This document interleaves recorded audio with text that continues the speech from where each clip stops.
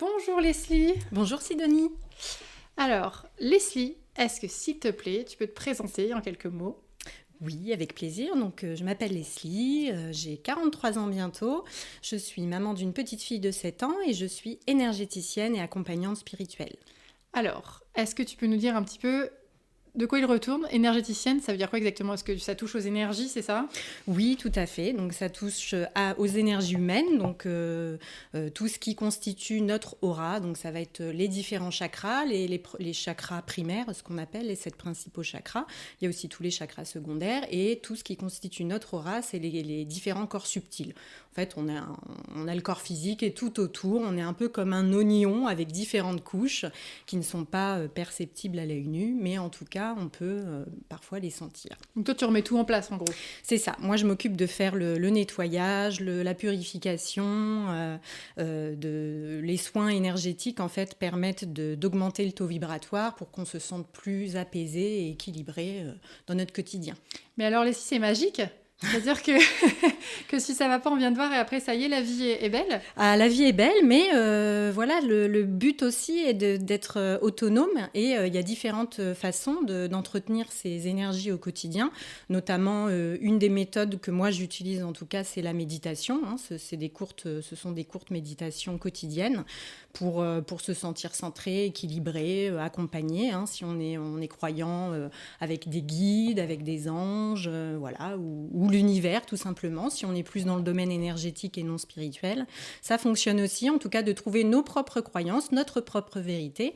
Et il y a plein de méthodes différentes pour s'entretenir. Ça peut être des longues marches dans la nature, faire des câlins aux arbres. Voilà, chacun ses petites techniques. On va là où ça résonne pour nous, Ce en qui tout nous cas. appelle, en Chacun fait. est différent, tout à fait. Donc ça veut dire que quelqu'un qui n'a pas ses croyances spirituelles ou ésotériques Oui. Peut aussi prendre soin de lui Ou de la même religieux manière. même, Ou hein, religieuse. ça peut aller jusqu'à la religion.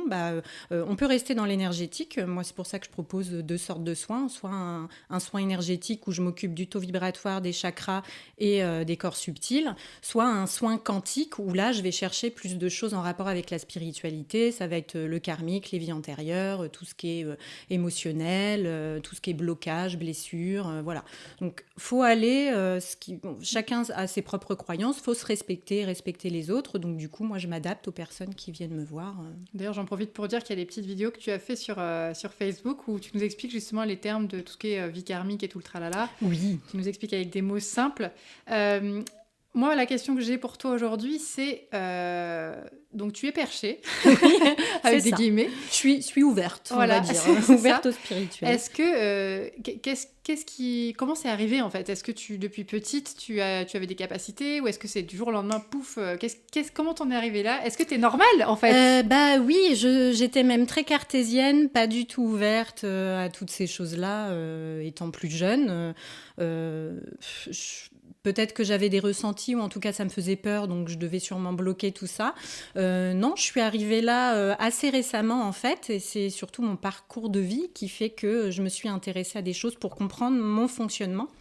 J'ai commencé très tôt à travailler sur moi parce que j'avais des blessures d'enfant, hein, comme tout le monde, des blocages, des problèmes relationnels avec moi-même et avec les autres. Donc quand on se sent pas bien, on essaie de faire en sorte de trouver du mieux-être. Et puis moi j'ai commencé par une thérapie classique, hein, avec des différents thérapeutes d'ailleurs, parce qu'il n'y a pas qu'un psy tout au long de notre vie. Donc j'ai déménagé aussi, donc j'ai testé beaucoup de psy pour savoir quel type de thérapie me convenait. Et puis, en tout cas, j'ai travaillé pour apprendre à me connaître par rapport à mes blessures, comment je fonctionne, pourquoi je réagis comme ça, est-ce que c'est normal, enfin, de se rassurer et puis d'essayer de trouver un équilibre au quotidien.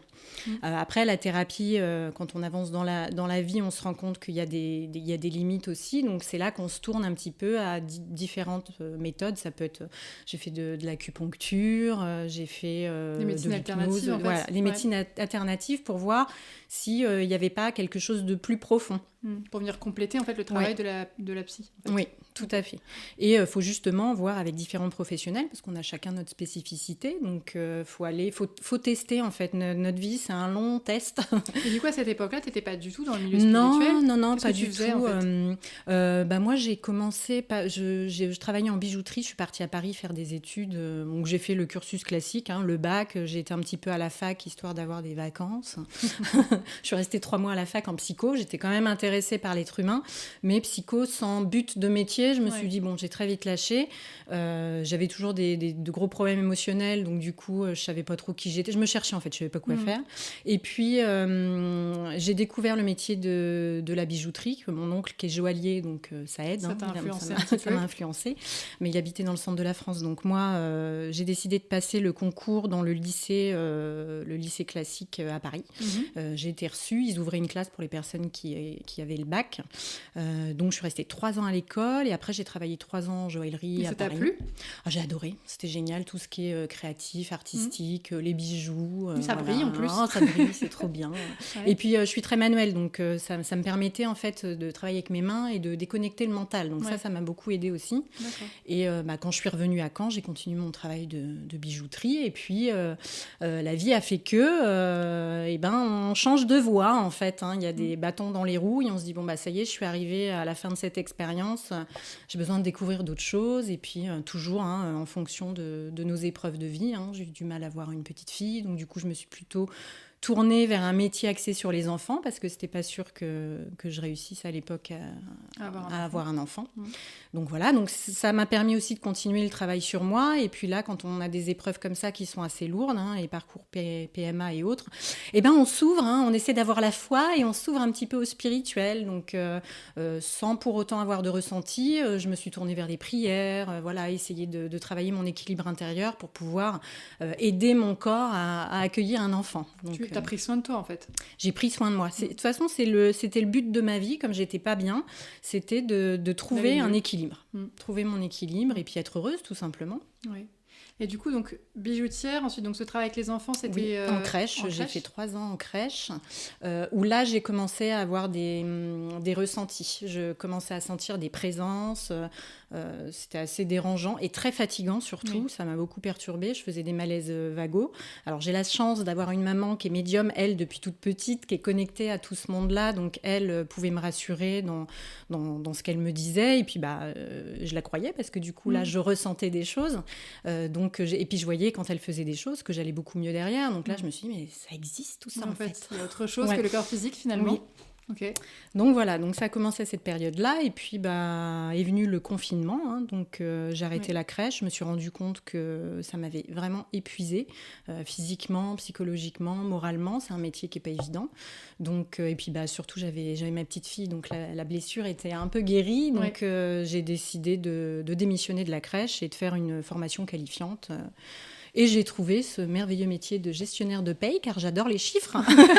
Mais en fait, tu y allais... Pourquoi gestionnaire de paye, du coup? C'est parce que ça t'attirait? Je voulais trouver une formation qui était pas trop longue, qui m'intéressait et que je pouvais effectivement faire en alternance pour pouvoir avoir un travail derrière et enchaîner, quoi. D'accord. Parce qu'en démissionnant, pas de droit Pôle emploi, donc il fallait que je trouve quelque chose, et puis proche de chez moi, parce que je pouvais pas partir loin de ma fille. Donc j'ai regardé dans l'école E2SE, et puis j'ai dit, gestionnaire de paye, c'est bien, ça va m'apprendre à gérer mon budget. Enfin, pour moi, ça allait m'apprendre énormément de choses. Et puis, j'ai vu au niveau de la formation, il y avait du relationnel, je suis à l'aise avec les chiffres. Enfin, je me suis dit, je vais me remettre en plus à un niveau bac+2, c'est assez gratifiant. Et je me suis lancé ce défi-là, d'essayer de rester derrière un bureau et d'être dans les papiers, qui n'était pas du tout mon truc de base. Et j'ai réussi, donc j'étais très fière de moi, sauf que pendant cette formation, j'ai eu mes ressentis se sont encore plus développés et ça a complètement changé ma façon de voir les choses et ça m'a remis en question sur pas mal de choses. En fait. Tu ne pouvais plus fuir ce don, ce don. Est-ce qu'on peut parler de don du coup En fait, on est tous médiums, on canalise tous quelque chose. Chacun a des prédispositions différentes. D'autres, ça va être la clairvoyance, ça va être des visions, des rêves prémonitoires. D'autres, ça va être effectivement des ressentis dans des lieux, les ressentis avec des présences. D'autres, ça va être l'écriture automatique, la radiesthésie. Chacun a des prédispositions en dormance, moi ce que j'appelle. Je pense que j'avais ça en moi. Sauf que j'étais tellement brouillée par les événements extérieurs et mes problèmes, mes blessures, mes blocages, que je n'y avais pas accès. Et quand j'ai réussi enfin à atteindre un certain équilibre intérieur, j'ai eu accès en fait à certaines capacités qui se sont développées. Ça me rappelle quelque chose que tu avais dit un jour, que tu avais comparé en fait ton parcours de vie avec l'arrivée des Pokémon. C'est ça, tu parlais des Pokémon ou des jeux vidéo, oui, comme s'il y avait des niveaux. J'avais joué à ça avec mon petit neveu au Pokémon Go et je connaissais pas trop du coup, et je voyais les Pokémon évoluer en fait. Et du coup, je me dis, nous, on est un peu comme ça.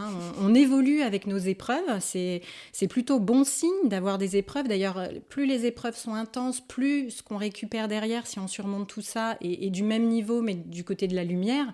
Donc, on ne peut pas se cacher de nos émotions négatives, on ne peut pas les enfouir, on ne peut pas être dans le déni par rapport aux épreuves. Les épreuves sont là pour nous indiquer ce qu'on a à faire évoluer et à travailler dans chacun d'entre nous. Donc, on est tous constitués pareil, on a tous des chakras, des corps subtils, des vies passées, des blocages, des blessures, des traumas, des émotions, on est tous constitués pareil et on a tous des capacités extrasensorielles. Donc pour y avoir accès, il faut travailler sur soi et pas forcément que dans le spirituel. Il faut travailler sur soi en psychothérapie, prendre soin de son corps, prendre soin de sa psychologie et prendre soin de ses énergies. Sur ces 3 plans-là, si on fait ça en même temps, on arrive à trouver un équilibre intérieur et si on a assez confiance en nous aussi et si on s'aime, qu'on se respecte, qu'on respecte les autres, on a accès, on développe certaines capacités. En gros, moins on se laisse envahir par ce qui est nocif pour nous, plus on fait de la place pour ces choses-là, quoi. Plus on... Alors, le mental est très important, je ne dis pas qu'il faut complètement l'éteindre, c'est notre pire ennemi, mais notre meilleur ami aussi. Mais plus on se connecte à notre intuition, plus on a accès à des capacités plus subtiles en éteignant un peu notre mental sur un temps. Après, le mental, ça se travaille. On peut, par exemple, lors de méditation, ce que je fais le matin, c'est obliger mon mental à penser positif. Plus on pense positif, moins il y a de place pour le négatif. Après, je ne dis pas qu'il faut enfouir le négatif. Il faut lui laisser sa place. Il faut que s'il y a un besoin d'explorer une émotion négative, il faut y aller, il faut la sortir. Il y a un moment, il faut lâcher prise dessus. Et puis, derrière... on laisse de la place au positif. Il faut les deux, il faut savoir, c'est parfois très difficile de pouvoir gérer les deux, mais en fait, faut s'octroyer des moments de bien-être. Si on ne laisse que la place au négatif, là, on voit la vie en noir, en fait. Ça m'est arrivé. Moi, j'avais des dépressions cycliques, donc ce qui n'est plus du tout mon cas, parce que maintenant, je me connais grâce à tout le travail que j'ai fait sur moi. Je sais quelles sont mes réactions, et puis j'exerce mon mental à penser positif, et le travail que je fais, c'est une bonne thérapie pour moi aussi. Et quand tu dis j'ai travaillé sur moi, c'est-à-dire donc il y a eu la psychologie, mais tu t'es fait aider par des personnes qui allaient voir dans le karmique, dans le transgénérationnel, tout ça. Oui, transgénérationnel, c'est important. Maintenant, on sait grâce à l'épigénétique que les traumas se transmettent dans l'ADN, donc ça peut remonter jusqu'à 7 générations. Donc des traumatismes qui sont évidemment cachés, ça peut être des secrets de famille, mais c'est des choses qui peuvent nous embêter sans qu'on s'en rende compte. Ça peut être des schémas répétitifs qu'on ne comprend pas. Donc oui, moi je fais un travail, même encore actuellement, en transgénérationnel, on a toujours des choses à libérer, à explorer. Donc, Et là, tu es en train de nous expliquer en même temps que finalement, quand on est énergéticien nous-mêmes, il vaut mieux se faire aider pour nos propres traumas. On a toujours besoin d'aide, de toute façon, que ce soit les amis, la famille, et puis on se rend compte qu'il y a des limites, donc du coup on va explorer vers des professionnels qui, eux, auront un œil différent sur notre vie, puis ils sont formés pour ça. Donc nous, c'est très important de s'entourer de professionnels et d'échanges aussi avec les personnes qui peuvent vivre les mêmes choses que nous, ou qui peuvent nous donner des idées auxquelles on n'aurait pas pensé. On ne fait pas sa vie tout seul de toute façon, donc même les professionnels, et surtout les professionnels, ceux qui peuvent le mieux aider les autres, c'est ceux qui ont vécu des traumatismes et qui en ont fait quelque chose de bien. Ouais. Et du coup, qui vient te voir, Leslie, parce que donc, tu es énergéticienne, donc tu nous as expliqué tout à l'heure que tu faisais le ménage dans les corps subtils, que tu réalignais, tu rangeais tout. Mais tu as aussi dit accompagnante spirituelle. Est-ce que tu peux nous en parler un petit peu ? Oui, pour les personnes qui découvrent en fait des prédispositions ou des capacités extrasensorielles ou qui ont des présences, il y a même beaucoup d'enfants qui sont très connectés et qui voient vraiment de leurs yeux des fantômes dans leur chambre. voilà. Et on les croit pas forcément. On les croit pas forcément. Ouais. Alors il y a des parents qui commencent à s'ouvrir parce qu'ils se rendent compte que les enfants ne demandent pas. Hein. Ils voient vraiment ou l'inquiétude, la peur. Donc du coup, je peux accueillir les parents et les enfants pour expliquer, rassurer, poser des cadres. Hein, parce que quand on parle évidemment de fantômes, on pense au film L'Exorciste ou enfin voilà, on s'imagine des bêtes à cornes. Non, faut rationaliser tout ça, hein, si on peut dire rationaliser, parce que c'est un de peu la ça quand même. spiritualité. Ouais. Mais c'est de dire que ce sont des énergies, donc c'est pas forcément. Il y en a des plus ou moins bonnes, il y en a des plus ou moins négatives, mais d'expliquer en tout cas tout ce qui peut arriver Mettre et puis des de mots, savoir en fait. qu'on peut mettre des mots et puis savoir que ça se nettoie en fait. Hein. Je fais de la géobiologie aussi et de l'acupuncture de la terre où je travaille au niveau des réseaux telluriques terrestres et le nettoyage spirituel, donc entités négatives, les fantômes, puis tout ce qui est pollution électromagnétique aussi. Donc tout ce qui ne se voit pas, tout mais ce qui ne se peut voit avoir pas, une influence sur notre humeur, sur notre physique aussi, hein, les problèmes de sommeil, d'irritabilité, de stress. des choses qu'on n'arrive pas à expliquer, oui, que la médecine... Voilà, en général, c'est ça. Moi, les gens, quand ils viennent me voir pour des problèmes de santé, c'est déjà, est-ce que vous avez été voir un médecin ? Moi, je suis pas du tout médecin, j'ai pas de formation. Donc, c'est surtout les gens, ils viennent me voir quand ils disent, j'ai déjà fait ça chez le médecin, j'ai déjà vu un psychologue pour ça, Et ils me disent, je sens qu'il y a encore un blocage, mais j'explique pas. Et c'est là que moi, j'arrive à trouver des infos complémentaires d'un travail déjà en cours, en fait. Moi, je suis pas magicienne, j'ai pas de baguette magique, malheureusement. Mais voilà, je suis là pour travailler avec la personne, pour l'accompagner dans sa spiritualité s'ils ont des interrogations qui sont un peu perdues avec tout ce qu'on entend, parce que c'est très à la mode, la spiritualité, et tout ce qui est don. Et voilà, donc je recadre un petit peu les choses, je rationalise et j'accompagne, j'essaie de répondre aux questions pour que les personnes soient le mieux guidées par rapport à ce qui leur arrive. Oui, c'est ça, pour enlever toutes ces idées reçues en fait, qu'on peut peut-être avoir sur justement les fantômes, les énergies, etc. Oui, et puis de savoir que la magie noire, ça existe, que voilà, on a aussi des codes de déontologie quand on est canal, quand on fait de l'énergétique. Moi, je fais de l'écriture automatique, donc c'est du spiritisme. Il faut vraiment faire très attention. On peut inviter des énergies très négatives dans des lieux ou dans nos énergies en jouant aux planches Ouija ou toutes ces choses-là. C'est dangereux. C'est pas quelque chose avec lesquels faut pas le faire à la légère. Faut pas se prendre pour un apprenti sorcière. Je vais jouer avec mon pendule ou je vais faire mon truc et je vais appeler. Non, on peut avoir un petit retour négatif. Donc, Est-ce que tu as un exemple peut-être à donner, justement quelque chose de très concret ? Oui, pour des personnes, par exemple, qui voient une capacité extrasensorielle ou un don comme quelque chose qui valorise leur ego. Moi, je suis capable de faire ça, et puis je vais magnétiser, et puis ceci et cela. Et si on travaille que par l'ego, souvent, on a des retours, on a des entités dans nos énergies, on peut avoir des manifestations avec des objets qui bougent ou des trucs un peu plus flippants. Donc non, il ne faut pas aller trop loin, il faut effectivement se former pour avoir une base et puis après s'interroger. Moi, je sais que j'ai beaucoup appris dans différents livres. Je lis beaucoup, par exemple, Anne Givaudan, Daniel Meroy, où ils expliquent pas mal de choses, où il faut carrément des sorties astrales, où ils voient des choses. C'est super intéressant. C'est même des fois un petit peu trop perché pour moi, j'en suis pas à ce niveau-là. Mais en tout cas, je trouve ça très intéressant. Il faut vraiment se documenter et faire attention où on met les pieds, parce que c'est pas un jeu tout ça, c'est pas une question d'ego. C'est vraiment, si on choisit de développer ses capacités extrasensorielles, c'est pour notre propre évolution et puis c'est aussi pour aider notre entourage quand on est en capacité de le faire. Et on les aide pas forcément si nous-mêmes on se protège pas au final, parce qu'on peut aussi leur amener quelque chose. Alors voilà, quand on décide de faire ce genre de métier, enfin moi c'est même pas un métier, c'est moi. J'ai pas l'impression de travailler, ça fait partie de moi, mais je suis comme ça.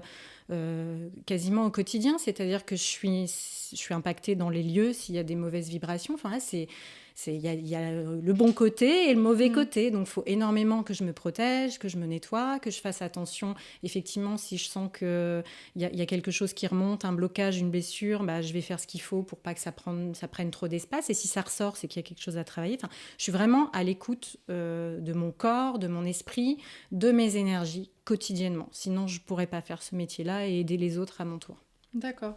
Et est-ce que Parce que tu as dit que... Alors, tu n'as peut-être pas envie de parler de ça, mais tu as dit que tu avais donc une fille. Oui. Et elle, comment elle voit tout ça? Est-ce que tu lui en parles librement? Comment ça se passe à la maison? Je n'essaie pas de la convaincre de quoi que ce soit. Par contre, je suis à son écoute. Je suis à son écoute où elle, des fois, elle perçoit des choses. Elle me dit qu'elle voit des énergies. Alors, effectivement, moi, comme je ne vois pas, je la crois tout simplement. Je l'écoute et puis j'essaie de lui demander de me décrire ce qu'elle voit. Et des fois, ça lui arrive à l'école. Donc, elle me dit, je regarde les autres, ils ne voient pas. Donc, du coup, je dis rien. J'ai dit, écoute, tu as raison. Tu m'en parles le soir en entrant. Je suis là pour accueillir, écouter, pas pour la brider, en tout cas. Lui dire, non, c'est pas possible. Moi, je le vois pas, donc ça n'existe pas. Je sais très bien que voilà, on a chacun nos perceptions. Après, je vais surtout poser des questions pour savoir quelles sont ses croyances à elle. Et je vais pas aller contre. Elle est trop petite de toute façon. Elle a 7 ans. Pour avoir des vraies discussions sur ce sujet, mais c'est beaucoup des questions par rapport à la mort. Ouais. Donc je lui demande, est-ce que tu crois que on a perdu notre chat il y a pas longtemps, donc le paradis des chats, voilà, on parle de tout ça, mais tout ce que je crois moi, ce sera peut-être pas sa vérité, donc il faudra que je respecte. Et du coup, elle sait ce que tu fais comme métier, elle sait ce que sa grand-mère fait comme métier. Oui, ouais, elle sait. Bon, si on lui demande, elle dit quoi? Comment elle Elle est énergéticienne. Ouais. Il y a pas si longtemps que ça, je travaillais à la banque encore, mais mais non, elle dit énergéticienne, elle fait des soins. Voilà, puis je fais régulièrement des soins dès qu'elle me le demande, parce que les enfants sont encore plus réceptifs, ils sont pas encore bridés par un peu la société et tout ça, ils sont très proches de leur ressenti. Donc dès que je vais poser ma main, elle me dit ça chauffe. Et même moi, je me rends pas compte qu'elle peut ressentir à ce point-là. Et puis elle me demande régulièrement, j'ai mal au ventre, tu peux regarder. Elle me demande des soins et elle voit que ça fonctionne. Donc je me dis c'est qu'elle doit ressentir que ça fait du bien. Ouais. Des fois, je sens aussi c'est juste pour se rassurer. Ouais. Donc j'arrive à faire la différence ou quand elle est vraiment mal ou quand elle a besoin juste d'être rassurée. Ouais. Voilà, je m'adapte en fait à ce qu'elle me dit. En tout cas, il n'y a pas de tabou. L'idée, c'est d'ouvrir le dialogue et puis Tout à fait. Et je lui dis aussi les croyances de la plupart des gens aussi. Moi, je lui dis, maman, elle croit ça, mais ça ne veut pas dire que c'est la vérité, c'est ma vérité. Toi, tu as le droit de penser différemment. Elle, pas croire à tout ce qui est ange ou tout ça. Elle sait que les sirènes et les licornes n'existent pas. Je m'adapte à ce qu'elle dit. Moi, j'ai crois aux licornes. Moi aussi, c'est ce que je lui dis, mais bon. Non, j'ai pas envie de lui inculquer ma façon de voir les choses. Après, si elle a des questions, je reste ouverte, sans souci. D'accord. Ok, merci beaucoup Leslie d'avoir répondu à mes questions, c'est passionnant. Merci à toi. Donc, merci pour ton temps et puis peut-être à bientôt pour un autre podcast. Mais avec plaisir. À bientôt Leslie. Au revoir.